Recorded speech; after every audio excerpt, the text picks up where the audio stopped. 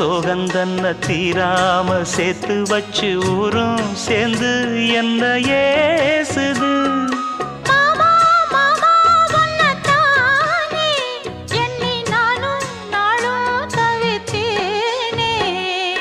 கூண்டுக்குள்ள என்ன வச்சு கூடி நின்ன ஊற விட்டு கூண்டுக்குள்ள போனதென்ன கோலக்கிளியே.